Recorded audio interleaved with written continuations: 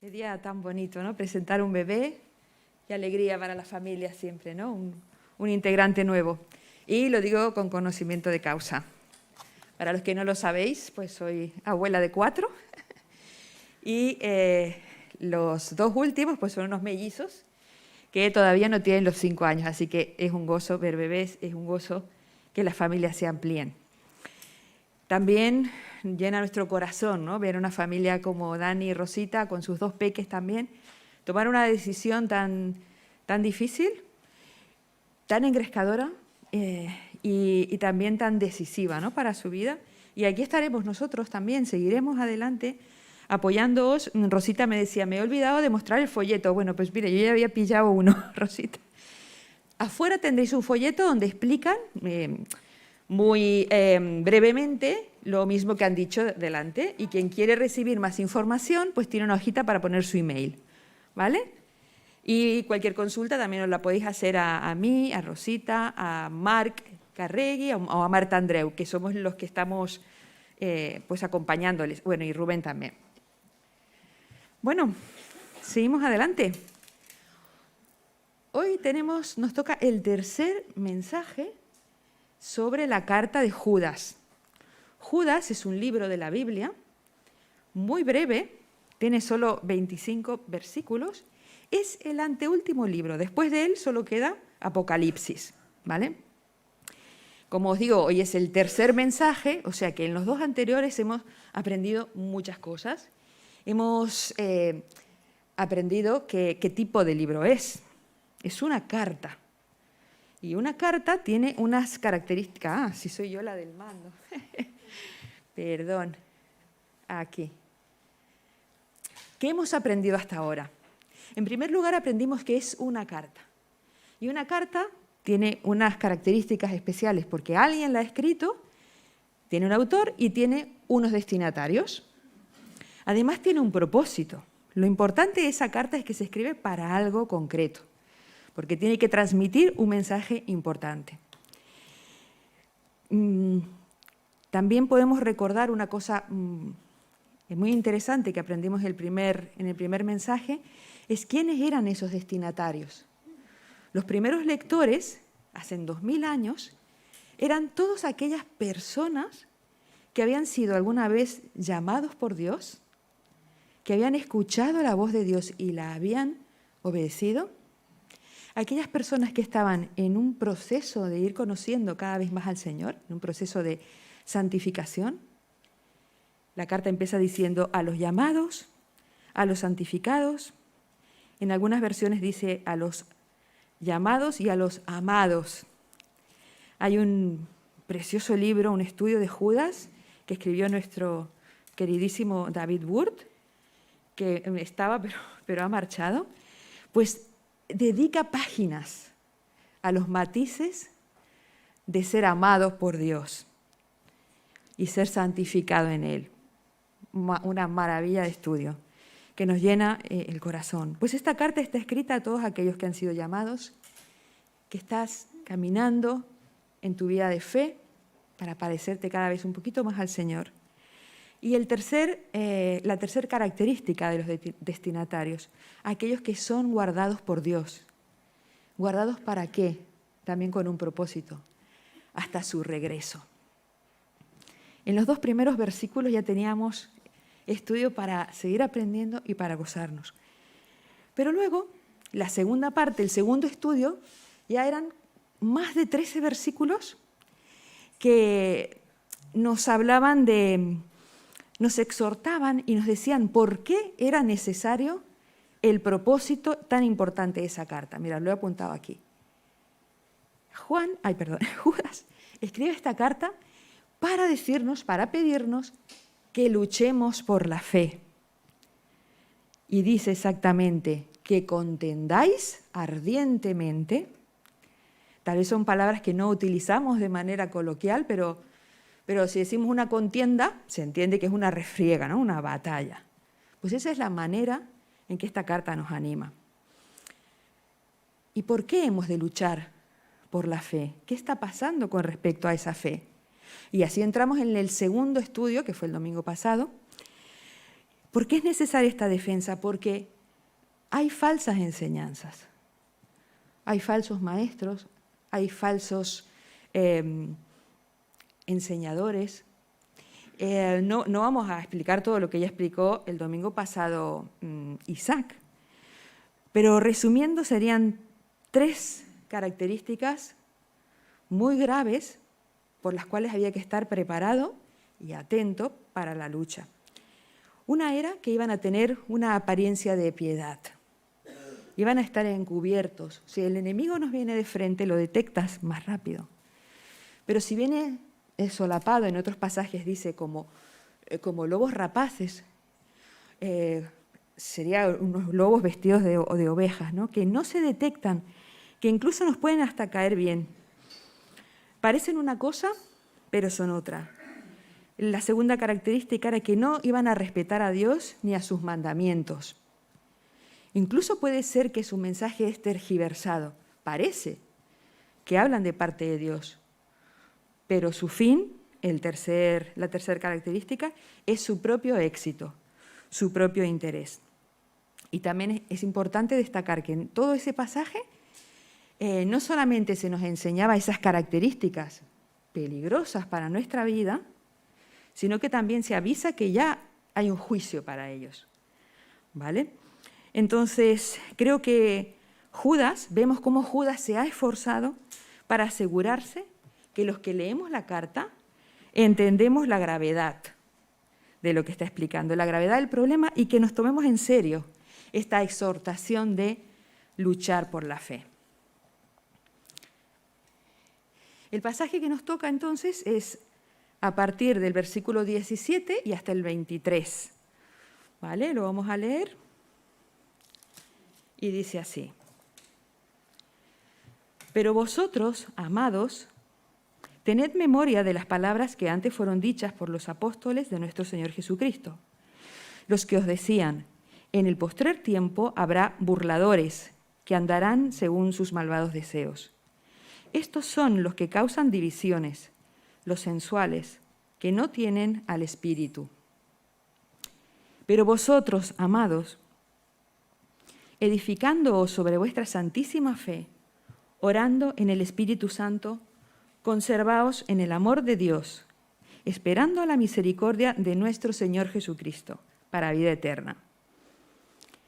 Los 3 últimos versículos dicen: a algunos que dudan, convencedlos; a otros salvad, arrebatándolos del fuego; y de otros tened misericordia con temor, aborreciendo aún la ropa contaminada por su carne.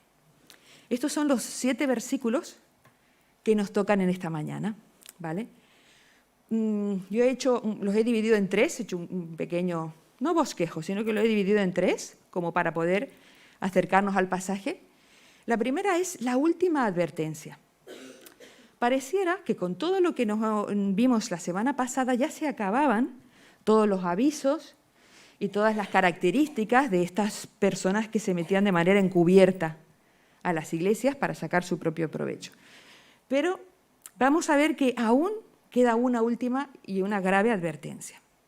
En la primera lectura, si tenéis las Biblias a mano, os invito a que tengáis, porque la Biblia en la propia Escritura es comparada a una espada. Si me decimos luchemos, necesitamos tener nuestra herramienta a mano. Es comparada también con una lámpara que ilumina nuestro camino. Así que, como decía Rubén, en el formato que sea, pero tenla a mano, conócela, vívela. Y pues eso, yo voy a ir mencionando versículos, pues los vais mirando en vuestras Biblias. En una primera lectura, lo primero que detectamos es una frase que se repite 2 veces casi textual. Si estuviéramos en otro contexto más participativo, pues ya estaría alguno diciendo cuál es esa frase. ¿Sí? Bueno, y si no, decirla. ¿Cuál? Versículo 17 y versículo 20.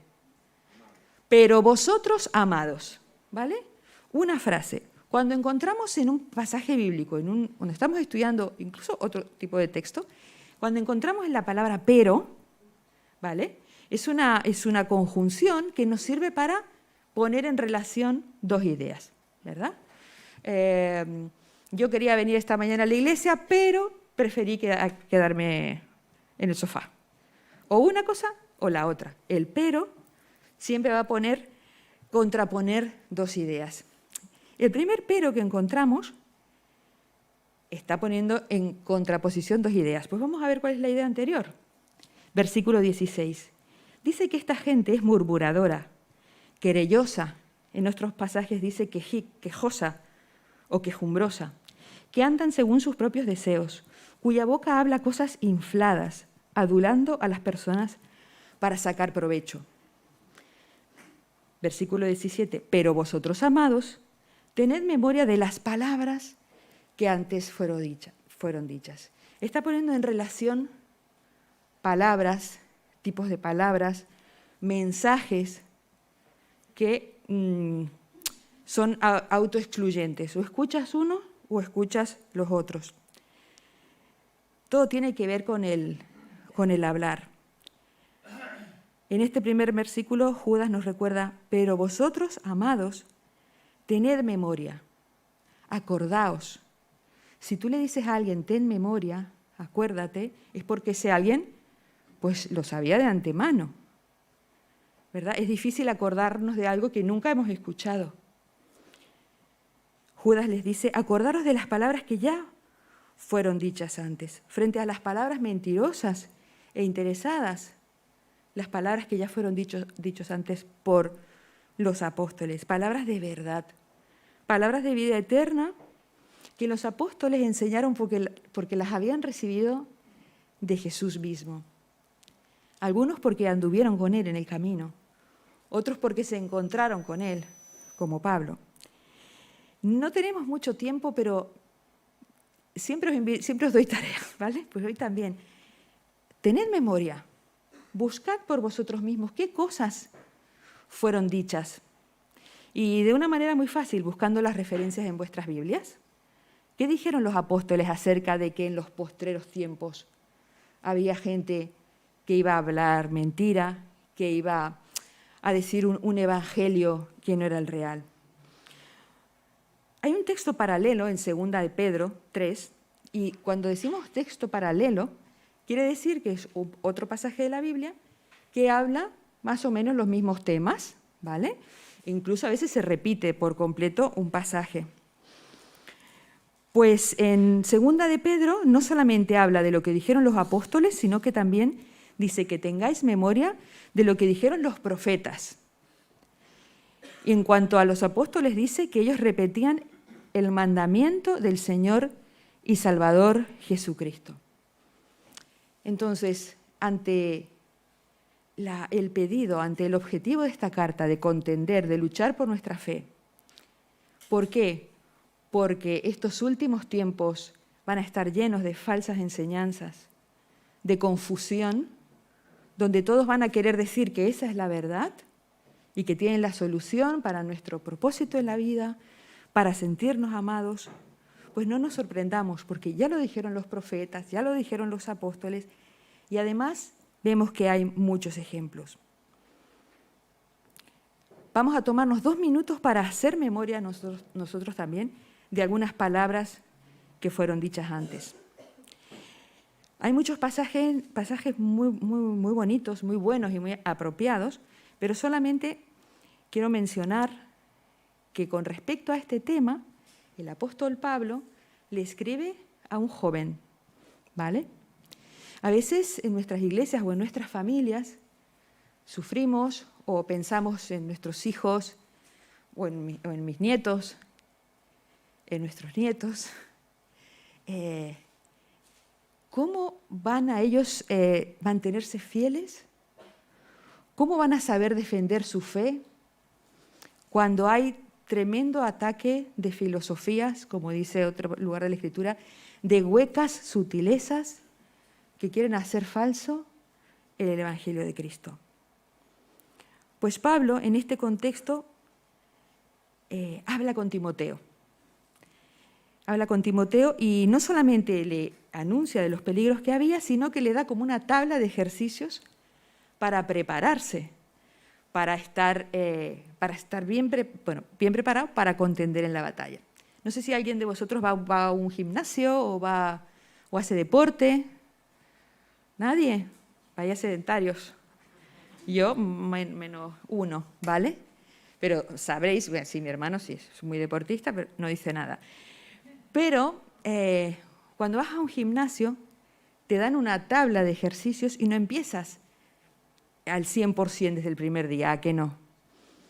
Vas poco a poco.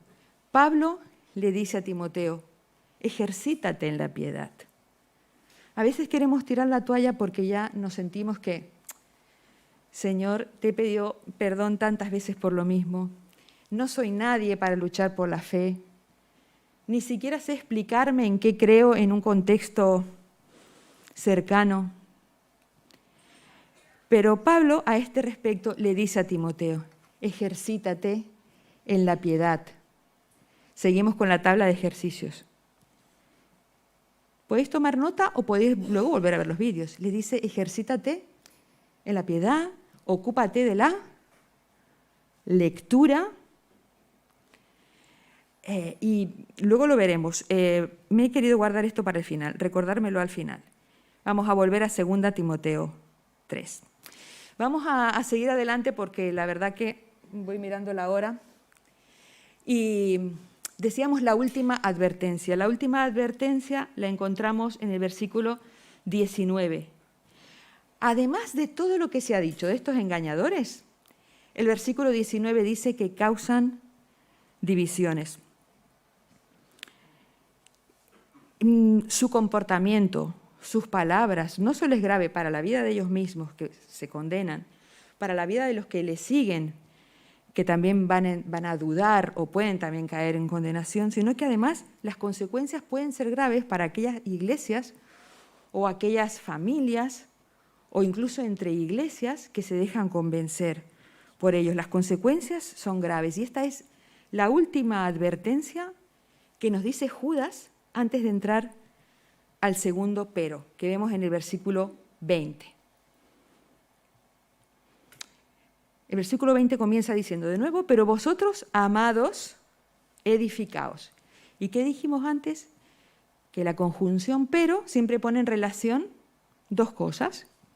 ¿Qué dice lo inmediatamente anterior? Causarán divisiones. Y después del pero, edificándoos sobre vuestra santísima fe. Frente a los que causan divisiones, la unidad de la Iglesia. El cuerpo de Cristo que se va edificando en amor, pero ya veremos que se edifica de una manera muy concreta. La segunda parte, me puedo volver atrás, ¿verdad? Aquí.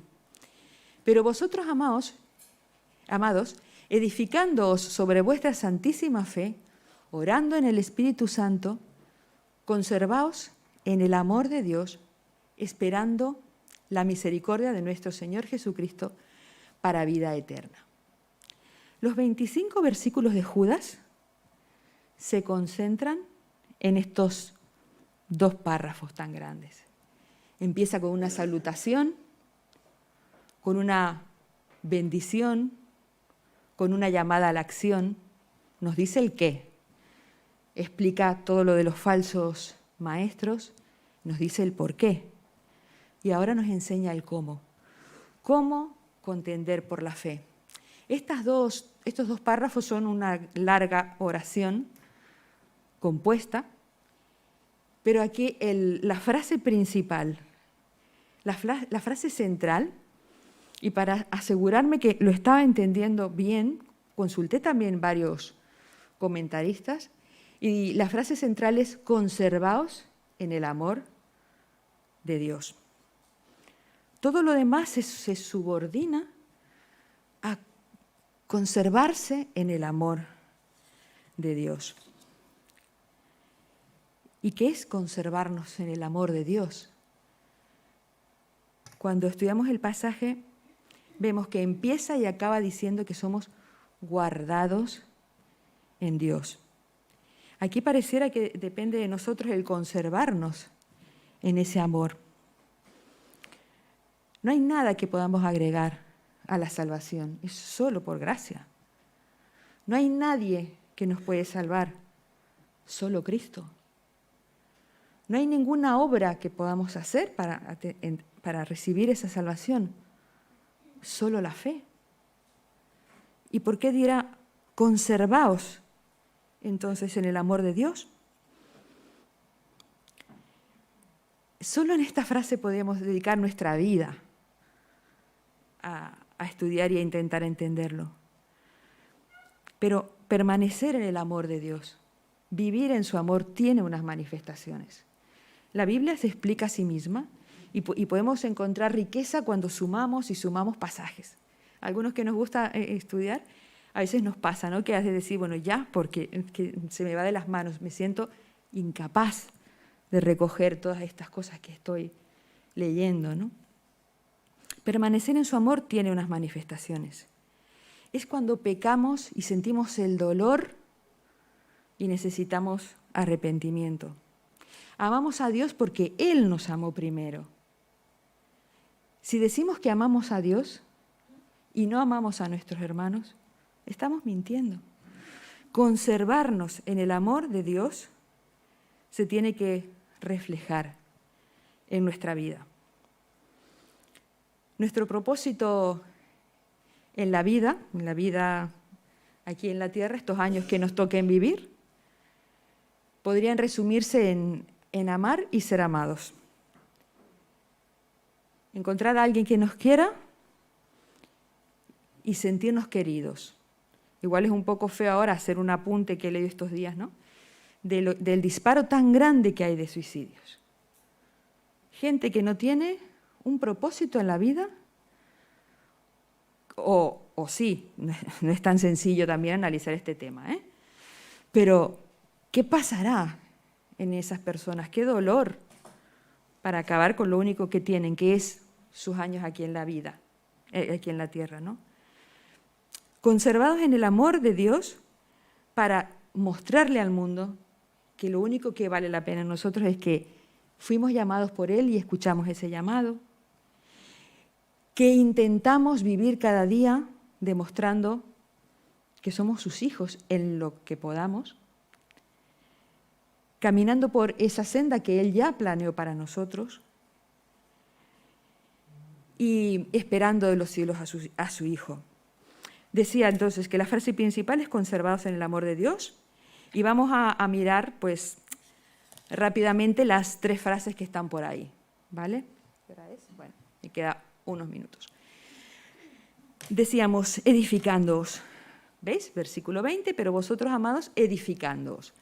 ¿Cómo nos vamos a conservar en el amor de Dios? Pues tareas prácticas, edificándonos. La idea de edificar se repite muchas veces en la Biblia, en la Escritura, ¿verdad? Habla de acción, de construir nuestra vida, de tener buenos fundamentos. ¿Recordáis la parábola, ¿no?, de la casita sobre la roca?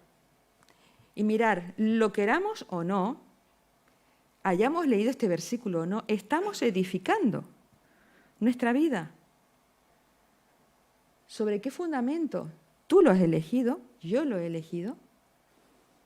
No puedes evitar estar en esta senda. Estás hoy aquí, no por una casualidad, pues este es un momento de tu vida que ha tocado, ¿vale? Estamos aquí juntos y estamos escuchando la palabra del Señor.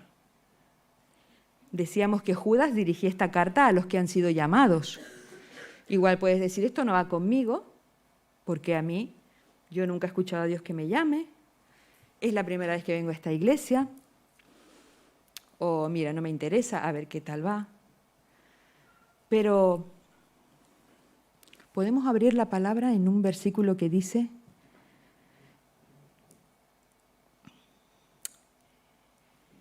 el que quiere venir,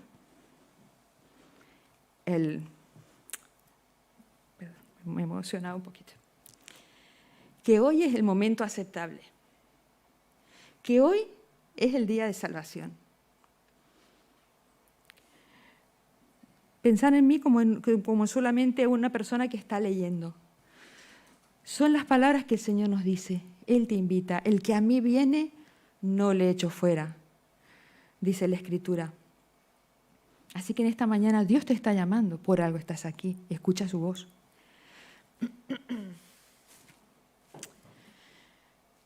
estaba diciendo lo de edificaos, ¿no?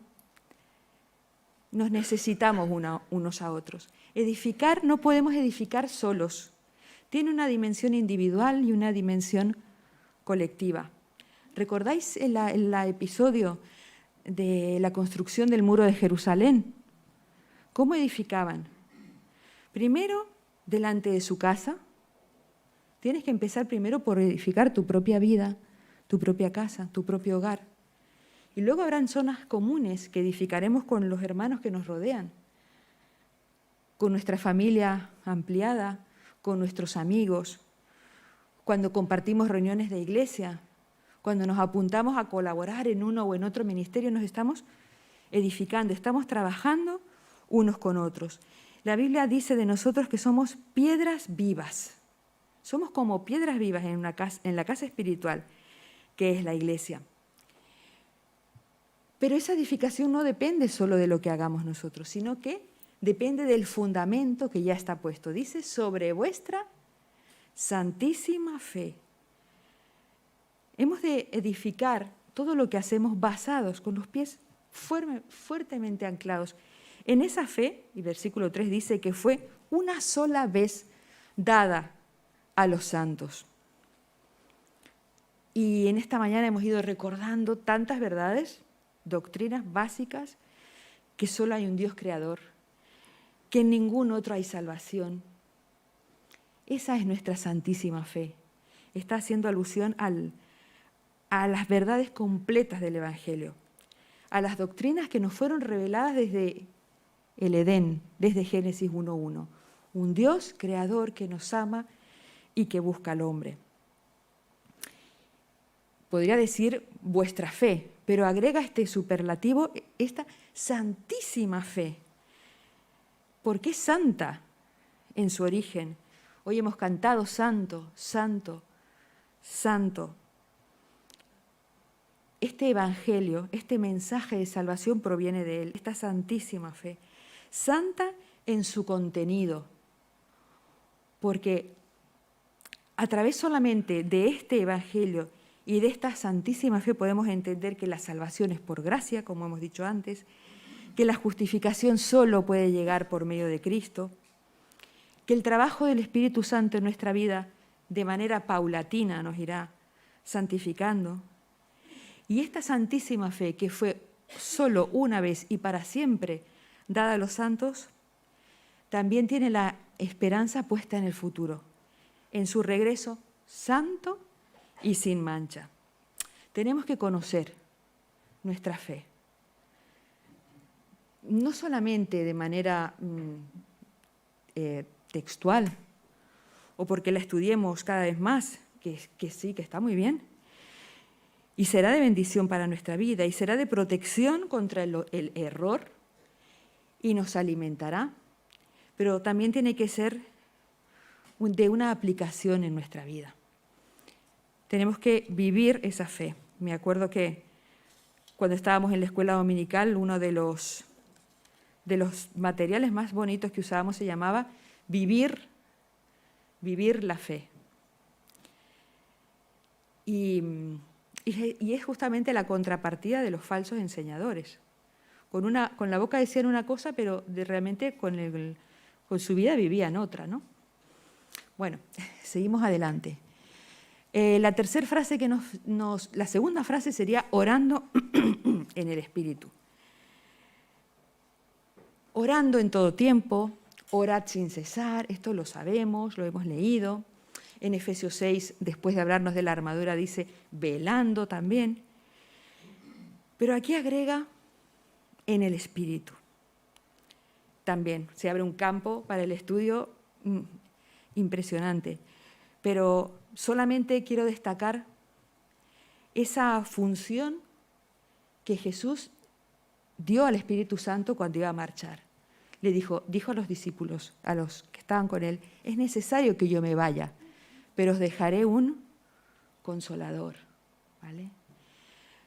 Nuestras oraciones tienen sentido porque está a nuestro lado el Paracletos, que esa palabra justo quiere decir el que está a nuestro lado, para recordarnos que somos sus hijos para siempre, para dar testimonio a nuestro espíritu de que si hemos obedecido a su llamado, si nos hemos arrepentido de nuestros pecados, si le hemos pedido que venga a nuestro corazón y sea el Salvador y el Señor de nuestra vida, dará testimonio, nos recordará, nos dará la convicción, sí, eres hijo de Dios, has pecado, has tropezado, pero arriba, levántate. En Juan también encontramos que si decimos que no tenemos pecado, somos mentirosos y hacemos a Dios mentiroso porque seguimos pecando, pues confesemos nuestros pecados. Porque el Señor es fiel y justo, nos perdonará y seguiremos adelante. Este Espíritu Santo también dice la Escritura que nos enseña a orar como conviene. No sé si algunas veces nos ha pasado, ¿no? Que estamos orando y a veces nuestra oración pues parece que rebota en el techo, o oraciones muy repetitivas o rutinarias o tiempos de oración. Pues orando en el Espíritu Santo será una oración que esté conectada a Él, orar en humildad. Y además podemos orar en la confianza y en la esperanza de que Él es nuestro consolador, que estará con nosotros para siempre. Incluso cuando no podamos orar, también dice la Escritura que el Espíritu Santo ora por nosotros, gime por nosotros. Qué fuerte poder experimentar esto. Y Judas se lo está diciendo, ya hemos dicho, a los destinatarios que mencionó. Pero esta carta ha llegado a nuestros días y la estamos estudiando ahora porque también es para nosotros, porque también es para nuestro bien. La tercera frase es esperando. ¿Cómo nos conservamos en el amor de Dios? Edificándonos unos a otros en la santísima fe, orando en el Espíritu y esperando la misericordia de nuestro Señor Jesucristo. Esperando. Cuando queremos a alguien, cuando apreciamos a alguien, cuando echamos de menos a una persona, pues la espera se hace larga y queremos estar con él, con ella, con ellos. Anhelamos su regreso, nos imaginamos, preparamos cositas. Jesús dijo, antes de marchar, que Él quería que nosotros estuviéramos con Él. En Juan 14. Y es nuestro sentir también. ¿Estamos esperando su regreso?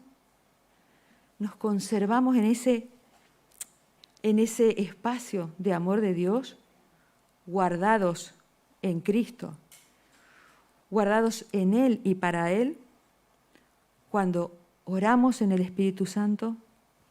Y si no lo sabemos, lo iremos aprendiendo. Cuando nos edificamos unos a otros en amor, cuando cuidamos nuestra fe, cuando estamos en sobreaviso de que lo que se está diciendo no es real, o no lo entiendo, o no sé lo suficiente. Mirar, si te sientes así, si me siento así, pon remedio. ¿Vale? En nuestra iglesia tenemos estudios bíblicos, o hay literatura. Primero y principal, tienes la palabra de Dios. Si alguien no tiene una Biblia en esta mañana, que levante la mano y hoy le regalamos una Biblia. ¿Vale? Estábamos mirando en el despacho. Bueno, Biblia hay poca. No, pero de verdad, quien la quiera, la tiene. Nuevos Testamentos, el Evangelio de Juan. No te vayas hoy sin llevarte algo para aprender acerca de ese Evangelio, acerca de esa fe. Edificándonos en nuestra santísima fe, orando en el Espíritu Santo. Tenemos reuniones de oración a lo largo de la semana. Confieso que me gusta estar, pero por horarios no hay manera. ¿Y qué? Pues podemos crear otros espacios de oración. Por eso han surgido grupos del lunes, grupos el miércoles, grupos el domingo. Así que tampoco es excusa. Y esperar de los cielos a su Hijo, al Hijo de Dios. Esperarle, eso depende de cuánto amas a ese Jesús que dio su vida por ti. Cuando les dije que había hecho un bosquejo, lo que hemos dicho ahora son las instrucciones para luchar por la fe, ¿vale? Podemos luchar por la fe conservándonos en el amor de Dios y haciendo esto que hemos dicho. Ahora llegamos a la última parte. ¿Qué pasa con los que no creen? Claro, el pasaje ahora habla de los que dudan, de los que están por quemarse, y dices, uy, esto es un poco complicado. Pues lo vamos a mirar de manera sencilla, por la hora también, y porque es como que hemos recibido tanta información. Hay tanto para pensar. Esto ha sido como una reflexión, el aperitivo, que te tienes que llevar a casa y seguirlo estudiando. Pues estos 3 últimos versículos dicen: a algunos que dudan, convencedlos; a otros salvad, arrebatándolos del fuego; y de otros tened misericordia con temor, aborreciendo aún la ropa contaminada por su carne. Algunas interpretaciones dicen que esto se refiere a los falsos maestros, que hay diferentes grados en ese caer en el error. O también pueden ser aquellas personas que están prestando oídos a estas falsas enseñanzas y están dudando y están fluctuando entre seguir el Evangelio en la Santísima Fe o seguir enseñanzas que tenían que ver con los propios caprichos, lo que me apetece o no me apetece. En cualquier lugar habla de 3 grupos de personas. Los que dudan, que igual aquí hay alguien que duda. Dice, ¿será verdad? Esta gente parece maja, pero ves a saber. Cualquiera puede decir cosas, cualquiera puede escribir. El segundo grupo dice los alejados, los que ya están más lejos. Arrebatarlos del fuego, da la idea como que estas personas están ya camino a la perdición, ¿no? Y luego el tercer grupo son aquellos que han dado la espalda a Dios directamente. Y en el primer grupo, cuando dice convencedlos, pareciera que la responsabilidad recae en nosotros, ¿no? ¿Qué hace convencer a alguien? ¿Qué hace arrebatar a alguien del infierno? Pero las herramientas que se nos dan para contender por la fe no son coger a alguien del cuello, sino conservarnos en el amor de Dios, edificarnos los unos a los otros, vivir en unidad, que nuestras palabras sean palabras de paz, palabras de personas misericordiosas. Y en Juan 17 lo leemos. Cuando vean que nosotros estamos unidos, entonces creerán. Esa es la manera de convencer y de arrebatar a alguien del fuego. Seguir intercediendo por aquellos de los nuestros, o aquellos hijos, o aquellas personas que amamos que están alejándose. Pues, y nos quedamos con la frase de tened misericordia, como nos la tuvo Dios a nosotros en un momento dado, ¿no? Señalemos el error, señalemos la doctrina falsa, hablemos la verdad del Evangelio, pero no juzguemos a la ligera. Tengamos misericordia, porque solo Dios puede saber qué hay en el corazón de las personas. Si tendrán una oportunidad de pedirle perdón por sus pecados, entonces tener misericordia con temor. Y ya para terminar, quería volver a cómo empezamos. Hoy hemos presentado a 2 peques, ¿verdad? A Nahum y a Josué. A Nahum y Josué, bien bíblicos los nombres de los niños. ¿Y qué queremos para ellos? Queremos lo mejor. Cualquier padre para sus hijos, para sus nietos, quiere que tenga una vida feliz, que no sufra. Los que conocemos al Señor decimos, ojalá conozca al Señor desde pequeñito.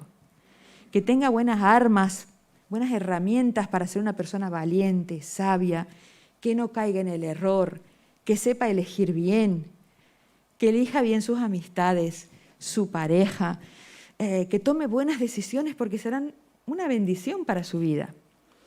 Y ahora volvemos a lo que dije de Pablo cuando le escribió a Timoteo. En un contexto también de dificultad, un tiempo de confusión, igual que ahora, es que no hay nada nuevo.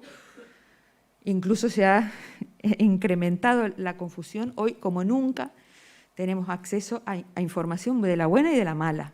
Está en nosotros el buen discernimiento también, ¿no? Pues en ese contexto Pablo le escribe a Timoteo, y tanto en la primera como en la segunda carta, le dice que como dijimos antes, que se ejercite en la piedad. Piedad es el antónimo de impiedad. Impiedad es dar la espalda a Dios. Todo aquello que hacía esta gente mala que hemos ido nombrando. Pues tú ejercítate en ser bueno, en seguir a Dios. Y Pablo se lo dice a un joven. Pero además, mirar, en 2 Timoteo 3, a partir del versículo 10, este párrafo se llama Defensa de la fe, por lo menos en mi Biblia. Persiste en lo que has aprendido. Le está diciendo a Timoteo que persista en lo que aprendió cuando era un niño. O sea, la responsabilidad no es solamente para mí, para mi vida.